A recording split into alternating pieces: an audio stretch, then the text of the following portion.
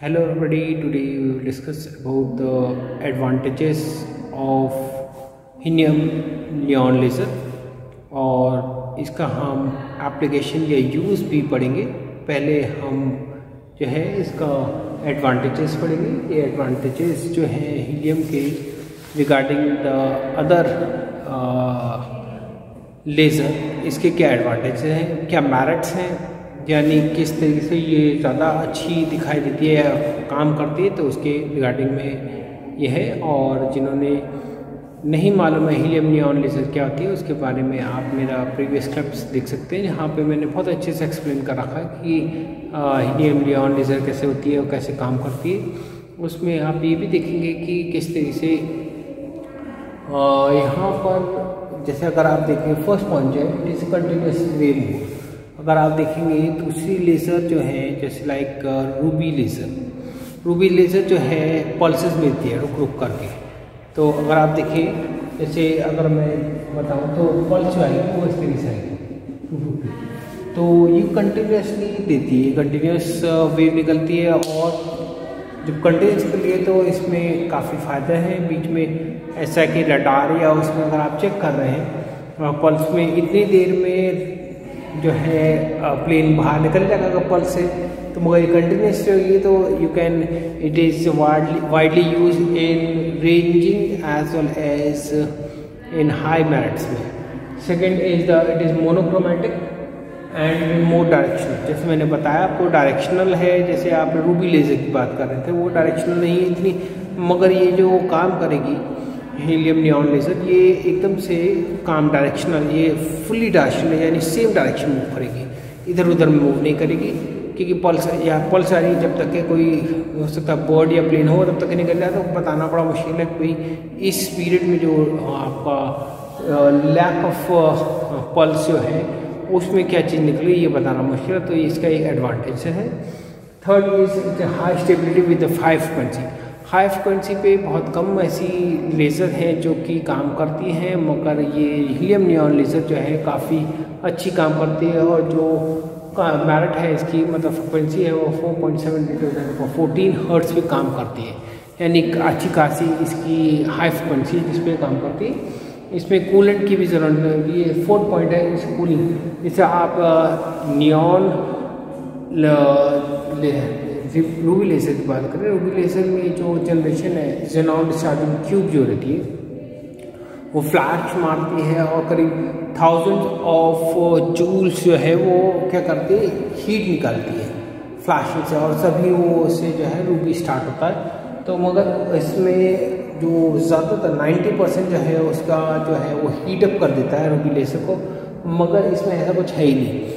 इसमें इलेक्ट्रोड के थ्रू हम क्या करते हैं इसे स्टार्ट करते हैं। इलेक्ट्रोड जो होती है एक तरीके से आप ये ट्यूब बताते हैं, ट्यूब के अंदर इलेक्ट्रोड होते हैं, एक एनोड एंड कैथोड कहते हैं, और यहाँ से इलेक्ट्रिक वायर होता है। जैसे आप स्टार्ट करेंगे तो ये इलेक्ट्रॉन जो है इसमें क्या होते हैं, इलेक्ट्रॉन में यहाँ लिखता हूँ, इसे अगर आप देखें इलेक्ट्रॉन जो है हीलियम एटम को चार्ज कर देता है, हीलियम एटम को चार्ज कर देगा, और हीलियम एटम जो है वो नियॉन एटम को चार्ज कर देगा, मतलब कि चार्ज यानी कि एक्साइट कर देगा, ये कहना है नियॉन लेज़र। और जो हीलियम है ये जो है डीएक्टिवेट हो जाएगा ये, और ये जो है एक्टिवेट कर देगा आपके नियॉन एटम्स को।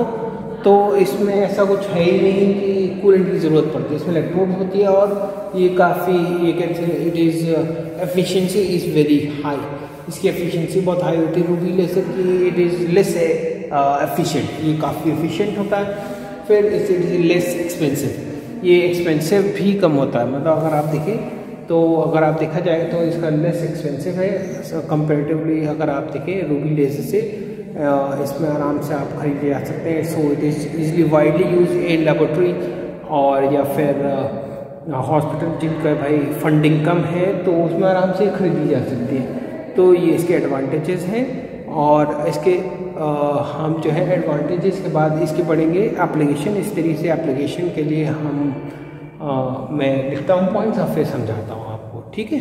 We are using the application and the uses of the helium neon laser. इसके ये पॉइंट्स में मैंने इसीलिए लिखे कि इजीली याद हो जाए और आपको फिर उसमें ऐड कर करके छोटे शॉर्ट डिस्क्रिप्शन इसी के आप अच्छे से एक्सप्लेन कर सकें अपनी कॉपी में। तो पहला पॉइंट है इसका लेबोरेटरी। मैंने बताया था ये आपको कि जो ये लेस एक्सपेंसिव होती है और इजीली अवेलेबल होती है, less expensive easily available continuous, और भाई बहुत ज़्यादा फंडिंग की भी ज़रूरत नहीं है, तो आराम से आप इसे लैब में यूज़ करते हैं। It is use for interference and diffraction. Interference और डिफ्रैक्शन जिसको नहीं मालूम है वो मेरी प्रीवियस क्लिप्स देख सकते हैं, जिसमें इंटरफ्रेंस और डिफ्रैक्शन मैंने बहुत अच्छे से समझाया है।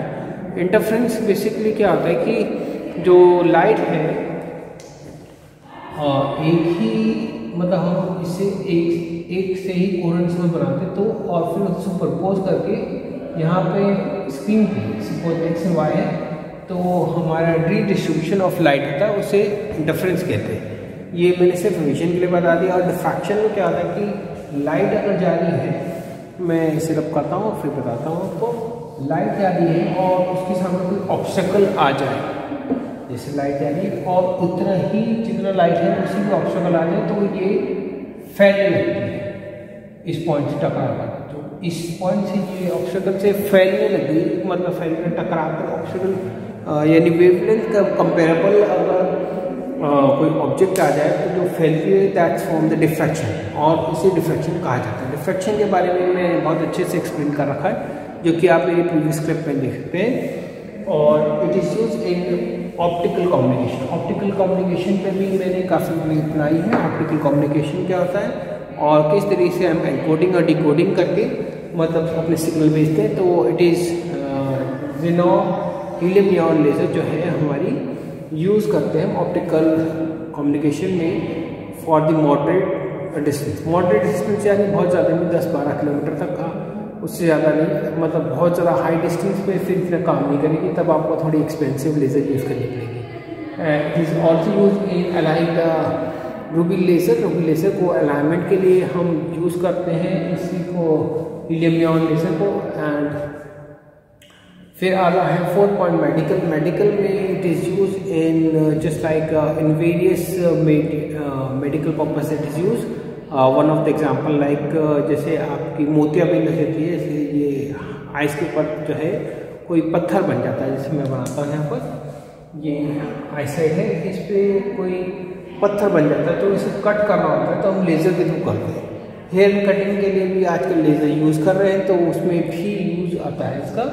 It is 5th point, it is used in making the holograms.